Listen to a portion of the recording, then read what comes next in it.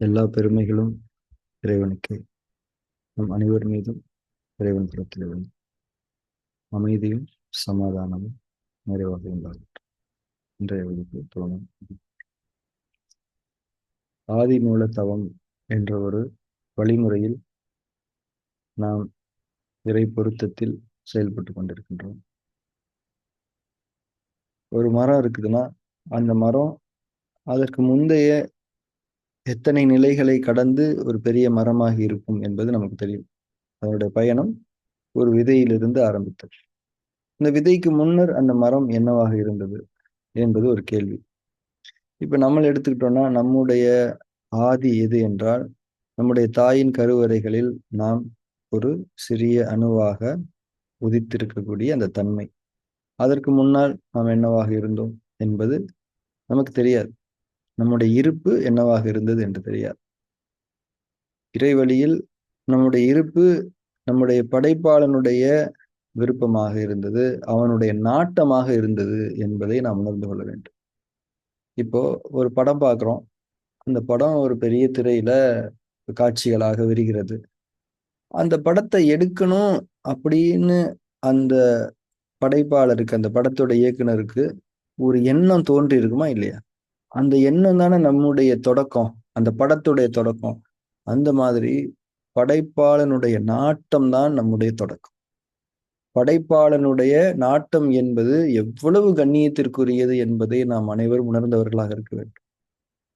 அந்த நாட்டத்தினுடைய தன்மையிலிருந்து தான் இன்றைக்கு நாம் நம்முடைய இருப்பை பதிவு செய்து இருப்பை உணர்ந்து கொண்டிருக்கிறோம்.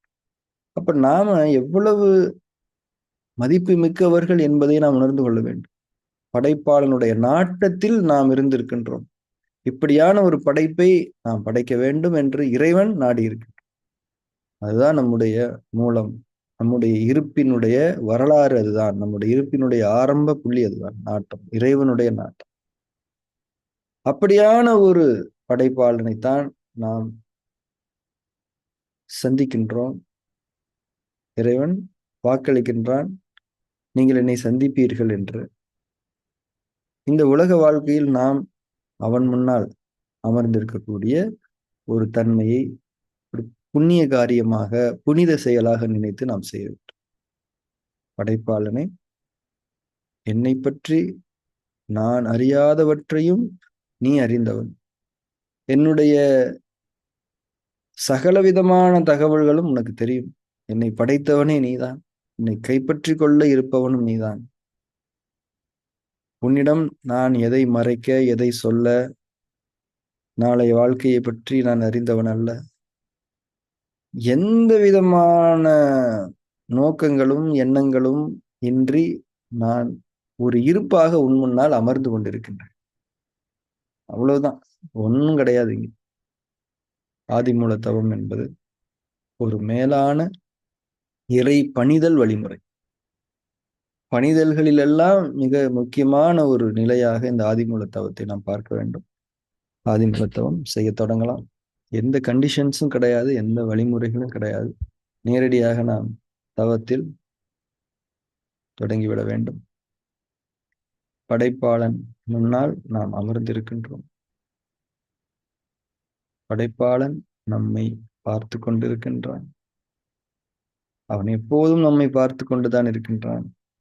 அவன் நம்மை பார்த்து கொண்டிருக்கின்றான் என்ற உணர்வோடு இப்போது நாம் அமரத் தொடங்குகின்றோம். அவனுடைய பார்வையில் இந்த அகிலங்களில் எதுவுமே மறைந்ததாக இருக்க முடியாது. அகிலங்களின் அத்தனை கூறுகளும் அவனுடைய கட்டுப்பாட்டில், அதிகாரத்தில். அப்படிப்பட்ட படைப்பாளன் அவன் முன்னால் நாம் அமர்ந்திருக்கின்றோம். வெறுமனே அமர்ந்திருக்கின்றோம். இது ஒரு செயல் அல்ல, இது ஒரு நிலை. எந்த நோக்கமும் இந்த நிலைக்கு அல்ல. வெறுமனே அமர்ந்திருக்கின்றோம். ஆதிமூல தவம் உணர்வோடு செய்ய தொடங்கலாம்.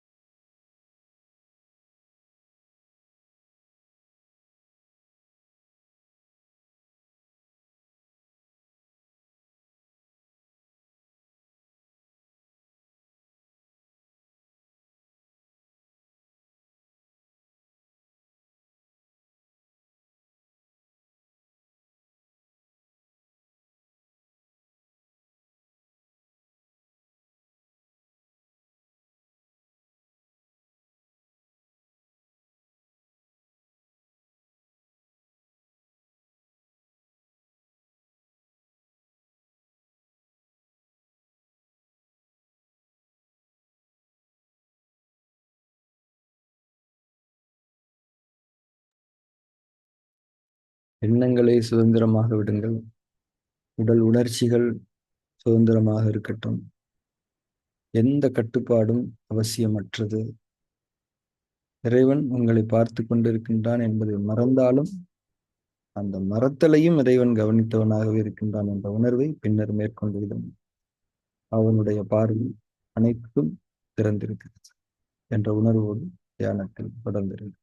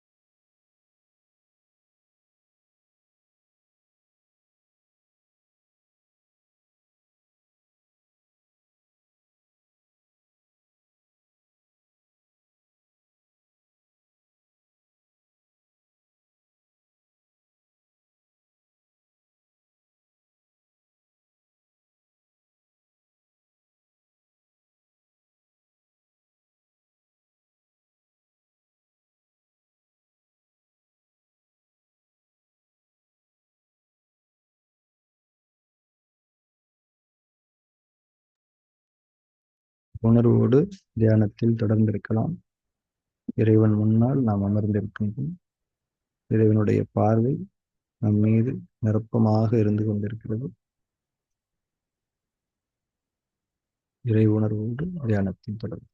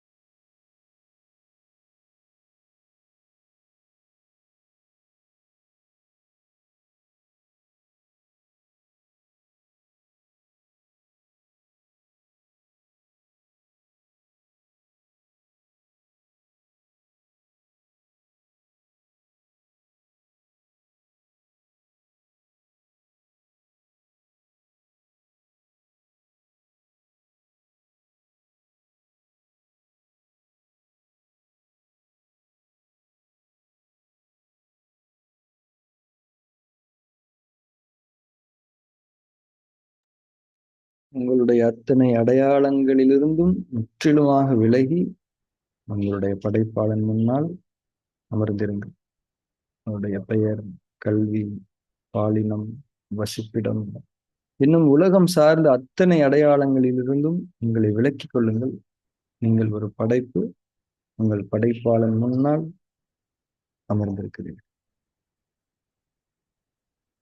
உங்கள் தேவைகளை, உங்கள் நோக்கங்களை உங்களை விட இறைவன் நன்கறிந்தவன். முழுமையான பணிதலோடும் முழுமையான சிறப்பு நிலையோடும் இறைவன் முன்னால் உணர்வோடும் தியானித்திருக்கும்.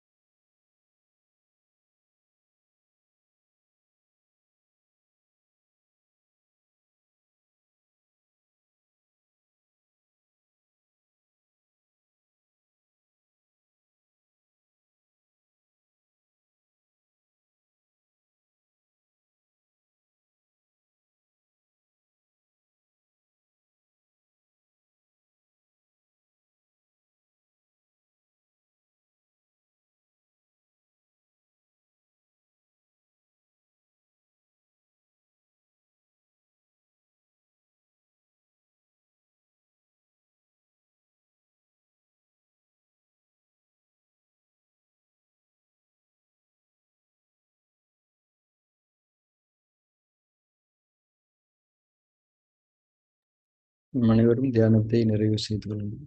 பொதுவாக கண்களை